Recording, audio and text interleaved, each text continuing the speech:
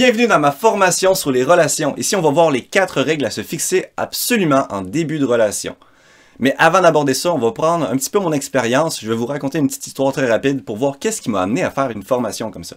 Donc premièrement, ça a commencé vers mes 7-8 ans, quand j'ai rencontré Mélissa. Et quand je suis arrivé chez elle, elle me dit « Je vais te donner 5 $ et tu vas pouvoir garder le change si tu vas m'acheter le lait. » Fait que moi, je vois l'opportunité, je me dis « Ah, cool, je vais pouvoir me faire un petit peu d'argent. » Mais il y avait quelque chose que je comprenais pas. Tu sais, j'arrive pas à accepter ce qui n'est pas logique pour moi. Fait que je lui ai posé une petite question, je lui ai dit « Mais pourquoi est-ce que tu veux que j'aille acheter du lait quand le dépanneur est juste en face de ta rue? » Il est comme, t'as trois marches à traverser là, pour aller au dépanneur. Pourquoi est-ce que tu voudrais me payer pour faire quelque chose que tu peux faire hyper facilement? Puis là, elle me dit, oh non, absolument pas, là, je peux pas sortir dehors, je suis pas maquillée, je suis pas prête, ça va me prendre au moins 30 minutes pour me préparer. Je dis, hein? Comment ça t'es pas maquillée? T'es très bien comme t'es là, y a aucun problème. Elle me dit, non, je sors jamais de chez moi si je ne suis pas maquillée. Elle allait même pas prendre ses lettres dans sa boîte aux lettres si elle était pas maquillée. Puis là, tu sais, moi, j'avais 7-8 ans, j'avais jamais rencontré une fille comme ça. Puis je me dis, mais t'as une si mauvaise relation avec toi-même que t'es même pas capable de sortir dehors si t'es pas maquillée. Je dis, mais le gars du dépanneur, il s'en fout. Ça, c'est mon point de vue que j'avais à 8 ans. Je l'ai compris avec le temps, après ça. Mais au début, ça m'a choqué. Et puis, ça m'a choqué, mais ça m'a intéressé à ça. J'ai voulu comprendre pourquoi est-ce que elle est pas capable de sortir de chez elle sans se maquiller. Puis ça a été comme l'élément déclencheur. Après ça, vers mes 8 ans, je dirais, j'ai perdu mon meilleur ami parce que je manquais de tact et parce que j'étais très impoli. Sa mère m'avait invité à manger et j'avais dit que son repas était dégueulasse. Évidemment, ça passe moyen, fait que sa mère m'a empêché de voir mon meilleur ami. Pendant plusieurs mois, elle voulait plus du tout que j'aille chez lui ou que je le voie. Parce qu'elle me trouvait trop mal poli et elle trouvait que j'étais une mauvaise influence.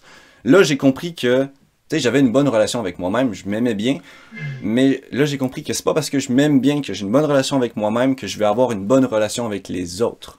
Ça a été le deuxième point. Parce qu'il faut savoir que dans un couple, il y a 3 relations. Hein? Il y a ta relation avec toi-même, il y a ma relation avec moi-même que j'ai, et puis il y a une 3e relation qui va combiner les deux. Et ça, c'est très important à comprendre, parce que c'est pas juste, allez, on se met en couple.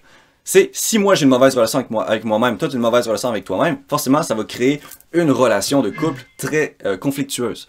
Donc, c'est là que j'ai commencé à travailler là-dessus et à m'intéresser à ça. Je voulais comprendre c'était quoi la relation que les gens avaient avec eux-mêmes, et aussi comprendre c'est quoi la relation que j'avais avec moi-même, puis comprendre à travers ça comment ça s'échange, comment ça se mélange dans le monde de la société.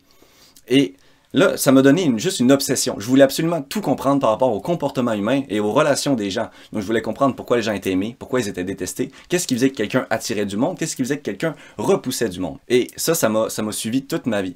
À la fin de mes 15 ans, j'ai rencontré ma première copine. Ça a duré 1 an et demi et lorsqu'elle m'a quitté, j'ai fait une pseudo-dépression de 6 mois.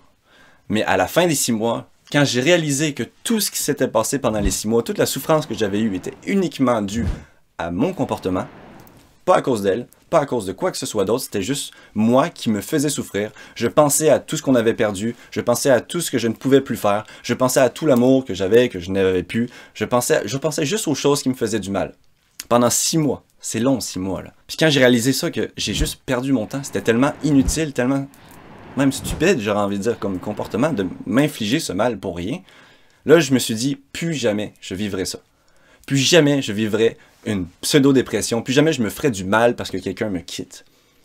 Mais attention, contrairement à la plupart des gens, je me suis pas dit, oh non, plus jamais je rencontrerai de filles, plus jamais je vivrai l'amour. Non. Moi, c'est au contraire, je veux vivre l'amour le plus souvent possible, le plus longtemps possible, et je vais m'arranger pour avoir une perception des choses, avoir une mentalité qui me permet d'être heureux du début à la fin. Quand je la rencontre, pendant que je vis avec, et quand on casse, quand ça se termine. Parce qu'il y a un début et une fin à tout. Donc si je veux vivre heureux, il faut que j'apprenne à vivre heureux avec et quand ça s'arrête.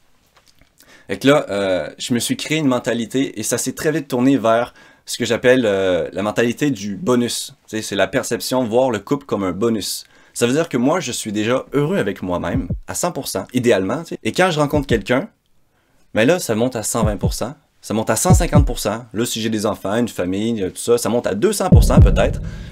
Et si jamais je perds tout ça, je retombe à 100%. Donc, je perds un bonus. Ce qui fait que je ne suis pas en dépression, je ne suis pas triste. Je retourne avec mon bonheur, avec moi-même. Et c'est ça aussi qui fait que beaucoup de gens vont souffrir, c'est parce que lorsqu'ils perdent quelqu'un, ils disent « Oh, j'ai perdu ma moitié. J'ai perdu une partie de mon cœur. Ça m'a brisé le cœur. » C'est comme, non. C'est la relation, pour moi, dans ce que j'ai appris, c'est que la relation va construire quelque chose autour du cœur, on pourrait dire. Ça va te faire un bonus, vraiment. Puis si jamais tu le perds, ben, tu retrouves juste ton cœur normal.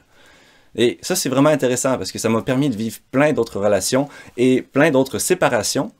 Et je me suis tellement appliqué à comprendre ça et à vivre dans cette mentalité-là que j'ai remercié mon ex lorsqu'elle m'avait quitté pour la belle relation qu'on avait eue, pour tout ce qu'on avait vécu ensemble.